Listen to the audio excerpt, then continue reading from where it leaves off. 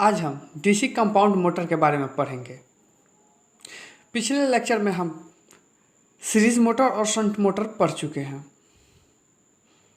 तो हम सबसे पहले देखते हैं डीसी मशीन जो होता है। डीसी मशीन में एक सीरीज मोटर हम टाइप देखे थे, जो हम पिछले लेक्चर में पढ़ चुके हैं। एक शंट मोटर एंड तीसरा जो होता था ये कंपाउंड मोटर। ये मेरा सेल्फ एक्साइटेशन मोटर है, जिसमें हम सीरीज मोटर और शंट मोटर पढ़ चुके थे। आज हम पढ़ेंगे कंपाउंड मोटर के बारे में। कंपाउंड मोटर जो था वो दो पार्ट में डिवाइड था। एक long shunt compound motor, compound motor, और दूसरा जो था short shunt compound motor.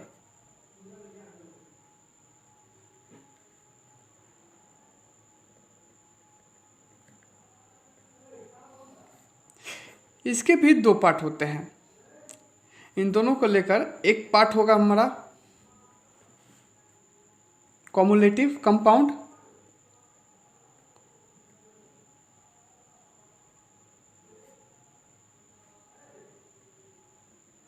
And दूसरा जो होगा वो differential compound.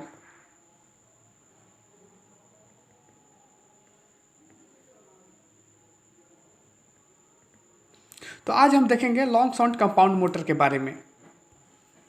Long shunt compound motor पढ़ने से पहले हम इसके फिगर को ड्रॉ करेंगे, जिसमें कि ये मेरा आर्मेचर है और इस पर ब्रशेस कनेक्टेड है, और इसके साथ हम सीरीज वाइंडिंग को कनेक्ट करेंगे, सीरीज फील्ड वाइंडिंग को। सीरीज फील्ड वाइंडिंग आर्मेचर के पैरेलल में हम शंट फील्ड वाइंडिंग को कनेक्ट करेंगे,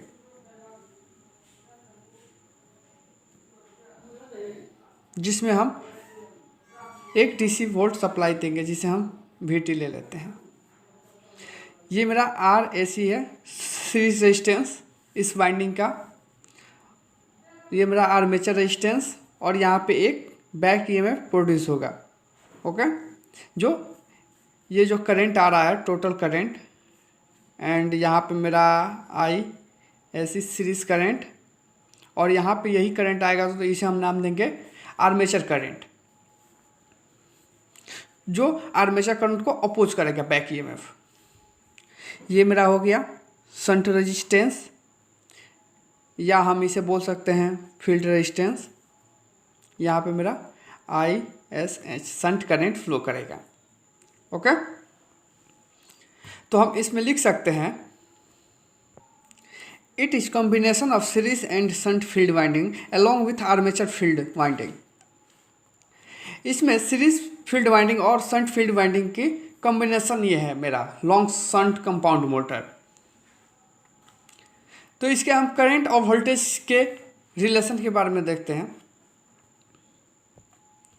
यहाँ पे हम देख सकते हैं सीरीज करंट जो है वो आर्मेचर करंट के इक्वल में है, क्योंकि यही करंट मेरा आर्मेचर में भी फ्लो हो रहा है। तो हम लिख सकते हैं यहाँ पे IAC series current equal to armature current. Okay, अब हम बात करें टोटल करंट की। तो टोटल करंट जो है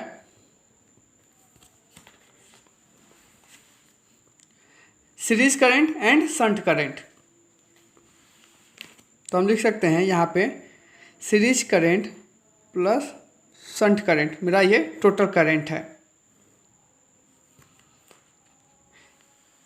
यदि हम बात करें ये यहाँ ISH इक्वल टू क्या है, तो ISH इक्वल टू हम लिख सकते हैं टोटल वोल्टेज, क्योंकि पैरेलल में वोल्टेज मेरा सेम होता है, और हमें पता है फील्ड रेजिस्टेंस जो है शंट रेजिस्टेंस वो मेरा RSH है।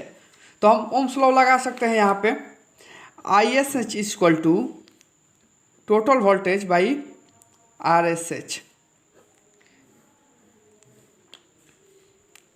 ये तो मेरा करंट का इक्वेशन हुआ। यदि हम वोल्टेज की बात करें, वोल्टेज की।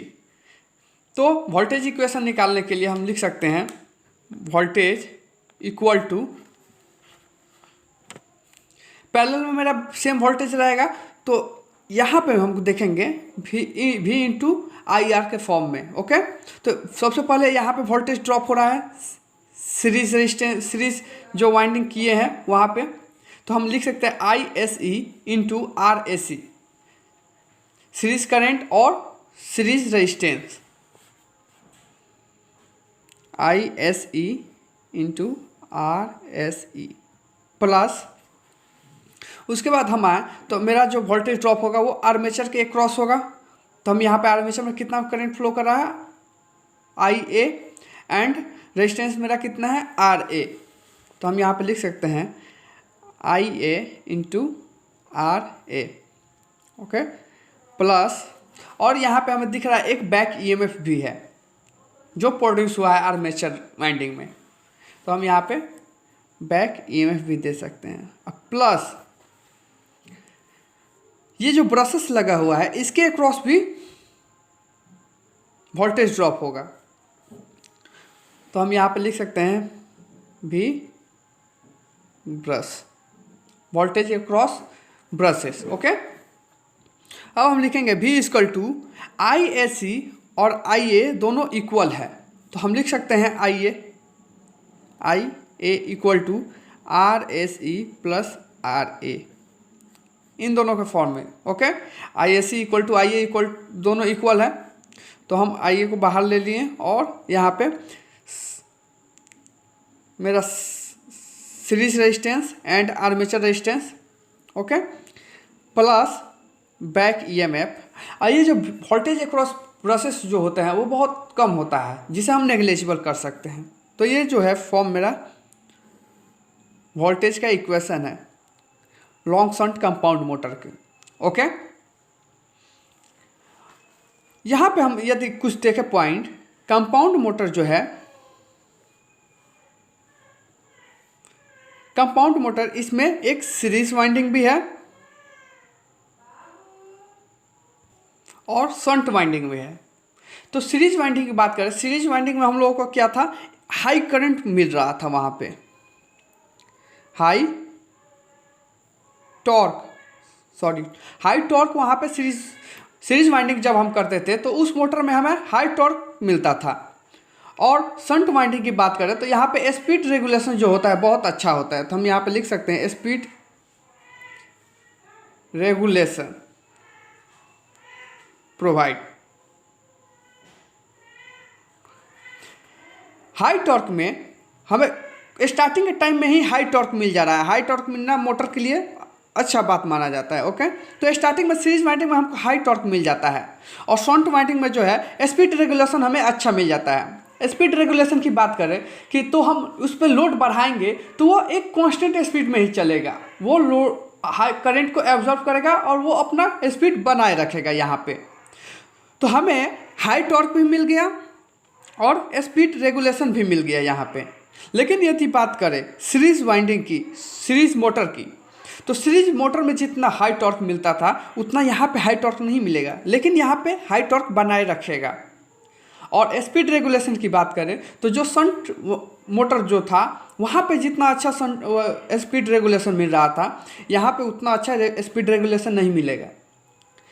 तो यहाँ पे हम एक कॉम्बिनेशन ले लिए हैं दोनों का, क्योंकि यहाँ पे हमको लो टॉर्क मिल रहा था स्टार्टिंग टाइम, तो हम क्या किए, यहाँ पे सीरीज वाइंडिंग को भी कंबाइंड कर दिए और शंट वाइंडिंग को भी कंबाइंड कर दिए, जिसके कारण हमको हाई टॉर्क भी मिल रहा है और स्पीड रेगुलेशन भी अच्छा हो गया, मतलब उस कंपेयर में दो अच्छा हो गया। ओके, तो यहाँ पे कंपाउंड मोटर जो हम सीरीज वाइंडिंग और शंट वाइंडिंग क्यों किए हैं ये पता चल गया, हाई टॉर्क के लिए और स्पीड रेगुलेशन को बेहतर बनाने के लिए। तो हम इसके कुछ पॉइंट्स के बारे में लिख लेते हैं। It is provide the benefit of speed regulation like shunt motor and high torque like series motor. हम पढ़ चुके हैं कि शंट मोटर से हमें स्पीड रेगुलेशन जो है वो अच्छा हो गया यहाँ पे, और सीरीज मोटर जो है वो हाई टॉर्क यहाँ पे बना दिया कंपाउंड मोटर में। Okay, long shunt compound motor. तो इसके एप्लीकेशन के बारे में बात करें